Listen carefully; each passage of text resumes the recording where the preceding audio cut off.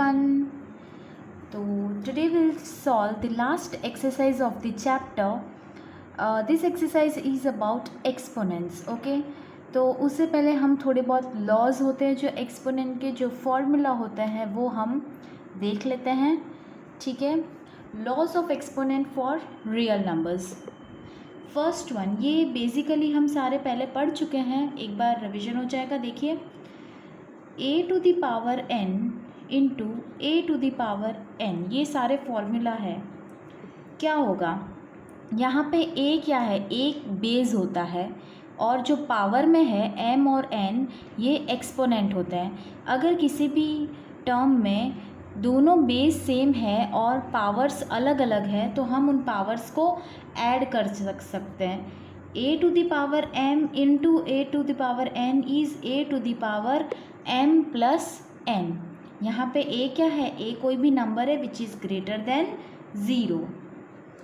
Second formula है, अगर कोई नंबर ऐसा है a to the power n whole to the power n, तो क्या हो जाएगा, इसमें जो एक्सपोनेंट है वो मल्टीप्लाई हो जाएंगे a to the power mn. Okay. Third है a to the power m upon a to the power n. अगर बेस सेम है, प्रोडक्ट एक्सपोनेंट्स अलग अलग है, तो क्या हो जाएगा, a to the power m minus n. जो पावर में जो नंबर है उनको हम माइनस कर सकते हैं. यहाँ पे क्या है, m n से बड़ा है, मतलब नेगेटिव नंबर नहीं, m जो होगा वो n से बड़ा होगा. ठीक है. Fourth one, a to the power m into b to the power n.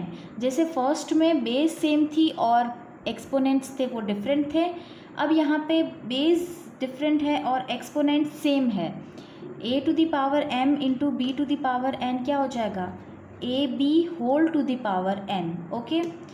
और ये तो हो गए फॉर्मूला. एक और देख लीजिए, अगर रूट के केस में है, जैसे कि root of n root of a, ऐसा कोई नंबर है तो वो क्या हो जाएगा, a to the power 1 upon n. ठीक है. n रूट a क्या हो जाएगा, sorry if it is not visible. Okay now. Okay, n root a क्या हो जाएगा, a to the power 1 upon n. वैसे ही अगर हम 1 की जगह m ले लेते हैं, या फिर इसमें ऐसे है n root of a to the power m, ऐसा है तो क्या हो जाएगा, a to the power m upon n. ये है सारे फार्मूलाज, ये 6 फार्मूलाज है जिससे आपकी एक्सरसाइज जो लास्ट एक्सरसाइज है 1.6 वो सॉल्व होगी. उसके सिवा कुछ एक वैल्यूज़ है जो आपको याद रखनी है, जैसे कि a टू द पावर 0 की वैल्यू क्या होती है, ये पहले आ चुका है 1. a टू द पावर 0 क्या होता है, 1 होता है. और suppose 1 upon a to the power n है तो उसको a to the power minus n लिख सकते हैं. ये जो है ये कुछ चीज़ें जो आपको याद रखनी है, इम्पॉर्टेंट, मोस्ट इम्पॉर्टेंट है ये 6 फार्मूला. ओके, इनके हिसाब से, इनकी हेल्प से ही हमारी एक्सरसाइज सॉल्व होगी. Okay, now will solve exercise 1.6. Question number 1, 64 to the power 1 upon 2. देखिए, आप इसको इस फॉर्मूला से भी सॉल्व कर सकते हैं. a to the power m upon n is equals to n root of a to the power m. देखिए हमारा क्वेश्चन क्या है, 64 टू द पावर 1 अपॉन 2, तो इसको हम ऐसे लिख सकते हैं, रूट ऑफ 64, राइट. तो it will be 64 can be written as 8 square. ठीक है, इज व्हाट, 8 स्क्वायर. और ये जो रूट है, अगर हम इसको वापस इस फॉर्म में लिखते हैं तो ये क्या हो जाएगा, m अपॉन n हो जाएगा, तो 2 अपॉन 2, ये दोनों 2 कट गया और इसका आंसर आया 8. ओके. देखिए, इसका एक सिंपल तरीका भी है, यहाँ पे देख लीजिए, जो मैं दूसरा तरीका आपको बता रही हूँ which is much more easier. देखिए, 64 टू द पावर 1 अपॉन 2 है, 64 को हम 8 स्क्वायर लिख सकते हैं. ये डायरेक्ट इस स्टेप पे आ जाएंगे. ठीक है. तो a to the power m to the power n क्या हो जाएगा, a to the power mn into 1/2, 2 cancel, which is 8. Okay, so I recommend this method. It is much more simpler and not confusing at all. Now 32 to the power 1/5, देखिए ये क्या हो जाएगा, 32 को हम लिख सकते हैं 2 to the power 5, right, whole to the power 1/5 तो है ही, ठीक है। अब बाय यूजिंग फॉर्मूला कौन सा, a to the power n whole to the power m क्या हो जाएगा, a to the power nm, आप m और n को इंटरचेंज कर सकते हैं, तो क्या हो जाएगा 2 to the power 5 multiply by 1/5, numerator denominator cancel, which is equals to what, 2. Easy. Now coming to question number 2. Question number 2 part 1 is 9 to the power 3/2. अब इसको भी आप चाहे तो mn वाले फॉर्मूला से सॉल्व कीजिए और चाहे तो इसी मेथड से सॉल्व कर सकते हैं आप. 9 टू द पावर 3/2 क्या हो जाएगा, देखिए 9 को हम लिख सकते हैं 3 square whole to the power 3/2, right, which is equals to 3, 2 multiply by 3/2, this 2 and 2 cancel, which is what, 3 cube, 3 cube is what, 3 multiply by 3 multiply by 3, which is 27. So 27 is the answer. और हमने कौन सा formula use किया, a to the power m होल to the power n is equals to a to the power mn. Easy. Next, 25 to the power -1/3 देख लेते हैं. 25 to the power -1/3. अब हमें पता है 25 क्या होगा, 5 cube whole to the power -1/3, तो 5 इंटू 3 मल्टीप्लाई बाय -1/3, अगेन 3 1 जा 3 cancel, 5 to the power -1, right, what will be this, it is 1/5. Okay, now question number 3 देख लीजिए.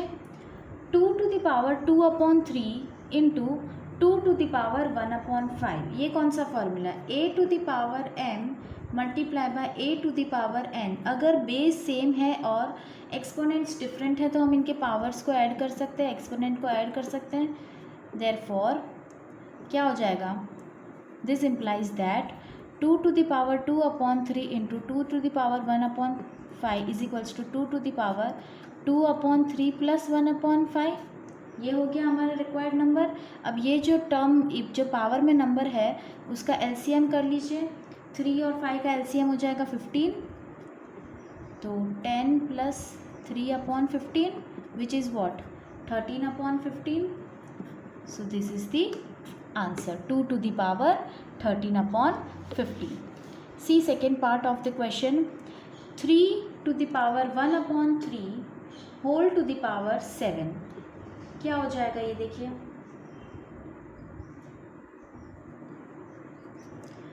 3 to the power 1/3, डायरेक्टली इसके पावर्स को मल्टीप्लाई कर दीजिए. 1/3 multiply by 7 which is what, 3 to the power 7/3. So this is the answer. अब मान लो यहाँ पे 1/3 की जगह -1/3 होता तो क्या करते हम, अगर क्वेश्चन ये होता 3 to the power -1/3 whole to the power 7, तो देखिए इसके सोल्यूशन में क्या चेंजेस होता.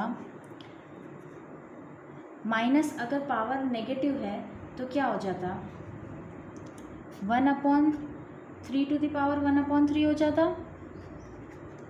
होल टू द पावर 7 हो जाता, right.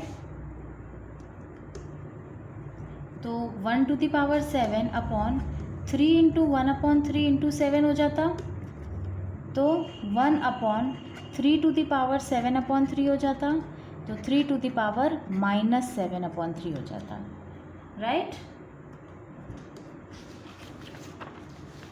See the question number 3.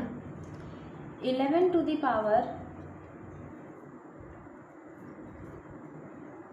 1/2/11 to the power 1/4, a to the power m upon A to the power N क्या हो जाएगा, A to the power m minus n। तो हमारा क्या हो जाएगा 11 to the power 1/2 upon 11 to the power 1/4 क्या हो जाएगा 11 टू द पावर 1/2 माइनस 1/4 हो जाएगा, राइट। अब इसमें एलसीएम हो जाएगा 11 टू द पावर 2 और 4 का एलसीएम आप 4 ले लीजिए तो 2 minus 1/4 which is what 1/4, 11 to the power 1/4 is the answer. Okay. Last question 7 to the power 1/2 into 8 to अब इसमें देखिए जो बेस है वो अलग अलग है और जो एक्सपोनेंट्स हैं वो सेम है। तो a to the power n इंटू b to the power m क्या हो जाएगा a into b whole to the power m। तो क्या हो जाएगा 7 into 8 whole to the power 1/2, right. तो 56 to the power 1/2 this is the answer. Okay, so it's the last exercise of the chapter. I hope you all understood.